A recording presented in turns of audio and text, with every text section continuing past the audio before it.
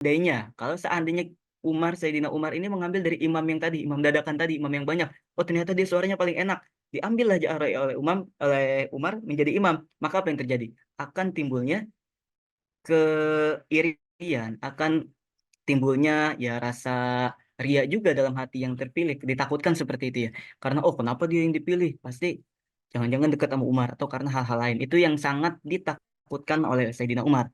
Maka dari itu beliau menetapkan Sayyidina Ubay karena atas dasar verifikasi yang konkret dari Nabi.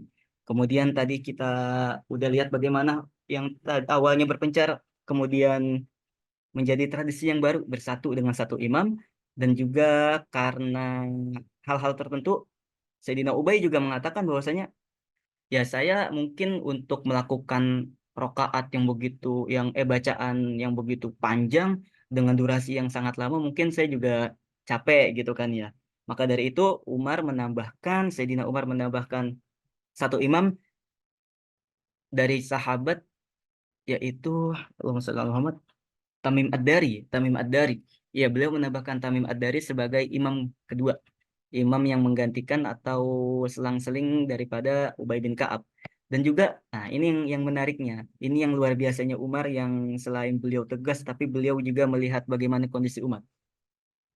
Jadi semakin dilihat kondisi umat pada saat itu yang semakin berkurang, dan juga karena durasi yang begitu panjang ya, ini ternyata hal yang sulit dilakukan oleh umat. Maka Sayyidina Umar merubah format itu dengan menjadi semakin ringan. Semakin ringan dalam artian apa? Karena diriwayatkan bahwasanya ketika pada zaman itu Ubay bin Ka'ab membaca surahnya itu surah Al-Mi'un. Surah Al-Mi'un itu berarti golongannya dari, kan Atwal itu dari awal Baqarah sampai Al-Ahzab ya. Ya Ustaz, Taubah ya. Kalau salah dikoreksi. Kalau Al-Mi'un berarti dari Al-Ahzab sampai Al-Fatah. Coba kita bayangin ratusan ayat yang dibaca dalam satu rakaat. Wow, luar biasa. Tentunya itu sangat memberatkan ya, sangat berat. Maka dari itu Umar mencetuskan sesuatu yang baru. Jadi Umar mencetuskan sesuatu yang baru untuk meringankan hingga sampai dari ketika bacanya ratusan ayat jadi setengahnya. Jadi tadi yang baca Al-Mi'un surah Al-Ahzab sampai Al Al-Fatah ya, sampai Al-Fatah itu satu rakaat, jadi dua rakaat. Terus lagi berkurang, jadi tinggal 50 ayat. Terus lagi berkurang, sampai lagi ke hanya beberapa ayat, 1% daripada surah Al-Mi'un, kayak gitu. Atau bahkan diriwayatkan sampai sedikit banget, kayak gitu. Dan selain dari bacaan, ternyata Umar juga merevisi, bukan merevisi ya, salah kalau kita bilang merevisi. Eh, atau Umar menyikapi hal ini dengan melihat kondisi, yaitu dengan menjadikannya rokaat yang tadi 8 menjadi 20. Maka dikatakan at-tarwihah. Maka disinilah muncul ketika itu pembicaraan Sayyidina Umar wa yurawwihuhum qadra yatawaddu mutawaddi wa yaqdi hajatuh. Jadi tarawih itu diambil juga dari salah satu yang beranggapan bahwasanya terjadi di zaman Umar, penamaannya karena ini Sayyidina Umar mengatakan ya, nanti ketika 20 rakaat kita kasih waktu untuk ngasoh. Kita kasih waktu untuk istirahat.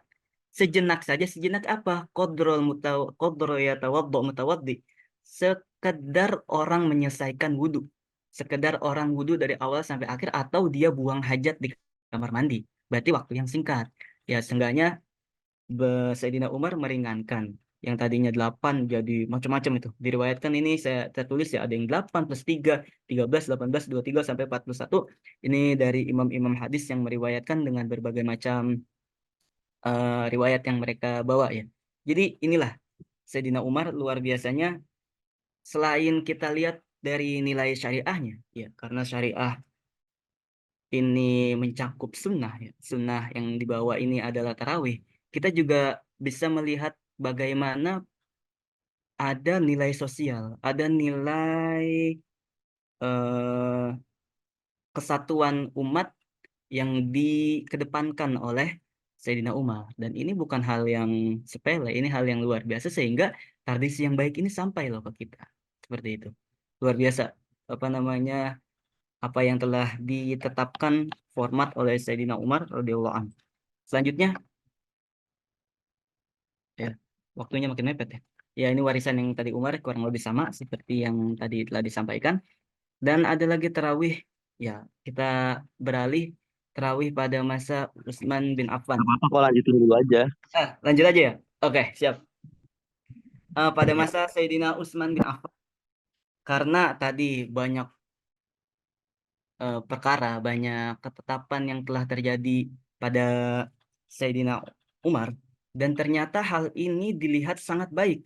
Ijma ini sampai zaman khalifah-khalifah yang masa kemudiannya itu masih tidak ada yang mengingkari. Mereka masih sepakati bahwasanya ini itu bagus. Dan pada masa Sayyidina Utsman juga maka tradisi ini dilanjutkan. Ketika sesuatu ada yang bagus, why not? Kenapa tidak? Kenapa kita tidak lanjutkan? Ini bagus loh. Kalau sekiranya memang ada yang perlu diperbaiki, ya mungkin diperbaiki. Dan karena ini ada sesuatu yang bagus dan juga masih relevan pada zaman itu, maka tetap dikerjakan. Mungkin ada sedikit perubahan aja yang imam tadinya Ubay, sekarang imam ditambahkan atau diganti dengan Ali radhiyallahu anhu, Sayyidina Ali, pada selama 20 malam pertama dan 10 malam terakhirnya oleh Muaz Al-Qari. Muaz Al-Qari itu sahabat juga ya, salah satu sahabat yang meriwayatkan hadis juga ya, tentunya. Dan ini mungkin ada pergeseran sedikit aja ya di imam. Karena Sayyidina Ali pada saat itu mengeluh juga karena beliau wah tabasa ya, menyendiri untuk menenangkan diri dalam keadaan tertentu, makanya di 10 malam terakhir beliau minta pengganti oleh Muaz. Digantikan atau ditambahkan oleh Sayyidina Utsman itu Muaz sebagai pengganti di malam 10 malam terakhir. Kemudian ada lagi sesuatu yang baru atau yang belum ada pada masa Sayyidina Umar itu adalah pembacaan doa khatam Quran. Nah, ini menjadi tradisi yang baru, menjadi pembeda ya. Ketika kita kenal bahwasanya Sayyidina Umar itu adalah penetap 20 atau penetap yang tadinya rancuk menjadi rapih, ternyata ada sesuatu yang dikenang yang yang menjadi corak khusus daripada Sayyidina Utsman, yaitu dengan mengadakannya doa khatam Quran. Diriwayatkan bahwasanya pembacaan ini dilakukan setelah pembacaan surah An-Nas ya, berarti setelah menghatamkan Al-Quran dibacakan surah An-Nas sampai habis, baru baru kemudian dilakukan doa khatam Quran seperti kunut, yaitu sebelum ruku. Nah, sebelum ruku ini di, kemudian soal doa kunut sebelum ruku ini kemudian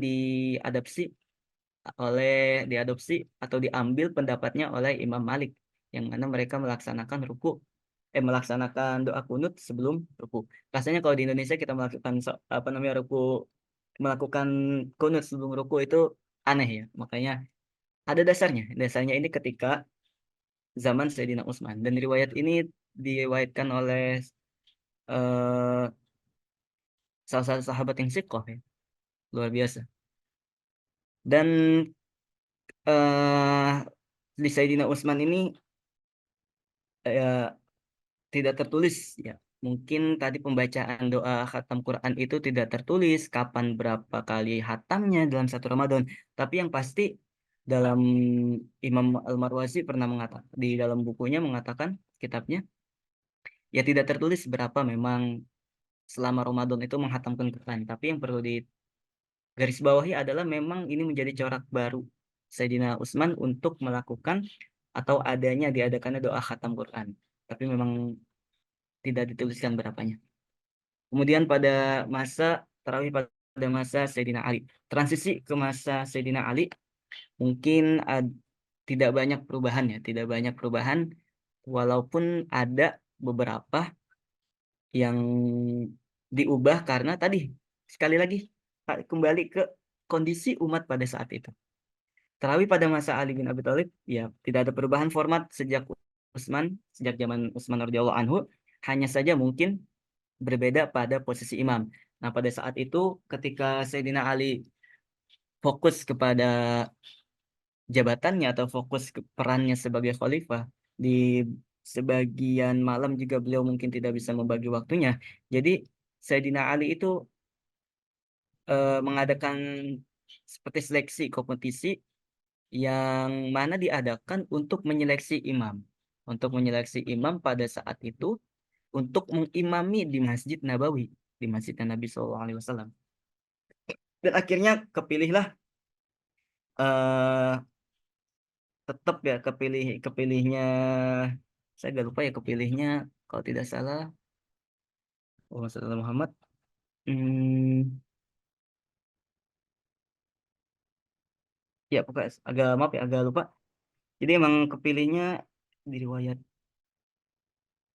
ya apa masih dilanjutkan ya dilanjutkannya dengan Tamim dan juga Ubay. Pokoknya itu ada seleksinya yang mohon maaf saya agak lupa ini yang menggantikannya atau yang diseleksinya siapa aja. Dan sholat tetap diadakan berjamaah yang tadinya pada zaman Umar berpencar dan jamaah terus terlaksana sampai zaman Sayyidina Ali dengan 20 rakaat dan imam tetap oleh Ali. Ketika tadi Ali tidak bisa mengimami pada saat tarawih, tapi witir beliau selalu mengusahakan untuk bisa memimpin, mengimami masyarakat pada saat itu. Dan mungkin ada format lain yang berubah pada saat itu, yaitu ketika menggunakan format tarawih tadi istirahat, perlu digarisbawahi, tetap banyak yang mengatakan bahwasanya tarawih pada masa ini belum dikenal. Walaupun tadi dikatakan wa yurawwihuhum kata Sayyidina Umar, itu cuma cikal bakal aja. Cikal bakal penamaan tarawih. Belum disebut tarawih pada saat itu tetap sesuai dengan keadaan yang Nabi katakan yaitu qiyam Ramadan masih pada saat itu. Tapi memang ada yang berpendapat bahwasanya udah dipakai. Tapi yang lebih kuat adalah ketika zaman eh, Imam Bukhari ketika beliau menuliskan Kitab Tarawih itulah baru dikenal oleh masyarakat umum. Oh inilah salat tarawih ternyata qiyam Ramadan seperti itu. Dan Sayyidina Ali mengubah yang tadinya istirahatnya setiap 4 rakaat, setiap 2 rakaat akhirnya mengubah menjadi 4 rakaat. Ya, yang tadinya berarti kalau 4 rakaat 25 kali istirahat ya. Kalau misalnya habis setelah kehitung juga 20 rakaat berarti 5 kali istirahat 4 8 12 16 20 ya.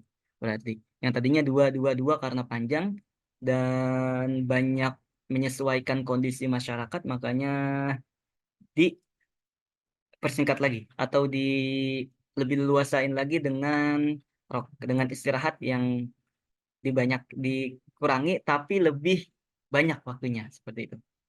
Rotasi imam jamaah wanita. Oh ya tadi lupa saya sebutkan bahwa terjadi juga penetapan jamaah wanita. Jadi yang uniknya ini ketika saya dulu kuliah ya, ketika di Lubnan, di Lebanon itu, memang kita tidak melihat satupun jamaah wanita di masjid-masjid umum. Inilah tradisi yang mereka jaga dari zaman Nabi, dari zaman Khulafaur Rasyidin, tabi'in, terus sampai ke sekarang, zaman ini loh, masih menjaga tradisi itu. Luar biasa. Jadi kita tidak bisa menemukan jamaah wanita untuk tarawih. Mereka punya jamaah sendiri ya ataupun mereka punya seperti di Baitul Quran di rumah para huffaz Quran yang mereka mengadakannya khusus untuk wanita tapi tidak ada di masjid seperti umumnya yang kita ketahui di Indonesia.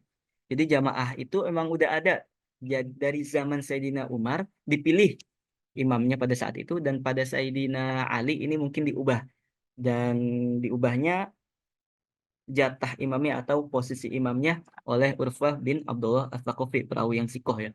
Jadi salah satu perawi yang meriwayatkan banyak dari dari Ali, dari Utsman juga perawi yang sikoh, yang adil ya, yang kuat ini kedudukannya.